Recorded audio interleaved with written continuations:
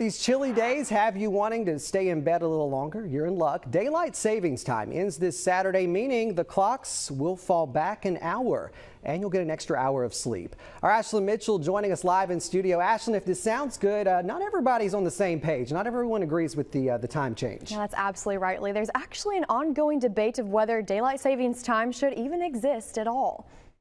In 2 days, the clocks will fall back an hour as daylight savings time ends. But something that hasn't ended is the ongoing debate of whether this practice is necessary. Senator Tommy Tuberville says he's received several calls from Alabamians who don't want to fall back. Parents, senior citizens, farmers, mental health professionals have all reached out to my office in support of days with more sunshine in the evening. They're tired of switching their clocks twice a year. They don't like driving home from school or work in the dark. But not just Alabamians, millions and millions of Americans are ready to end the outdated practice of swinging forward and falling back. Last year, Senator Tuberville introduced the Sunshine Protection Act, legislation that would end changing the clocks twice a year in the U.S.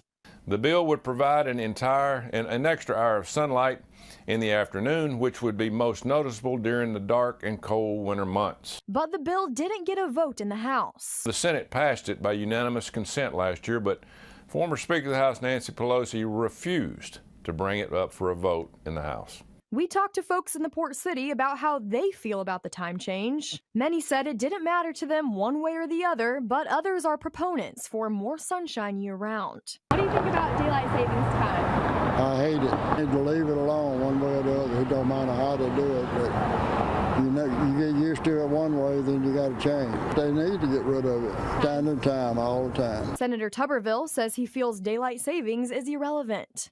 You know, the idea of daylight savings was originally known as wartime.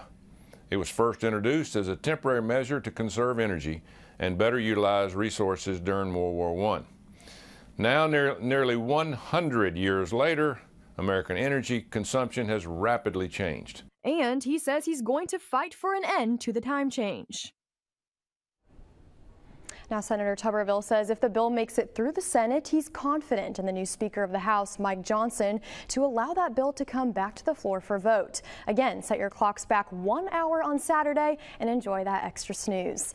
Live in studio, Ashlyn Mitchell, Fox 10 News.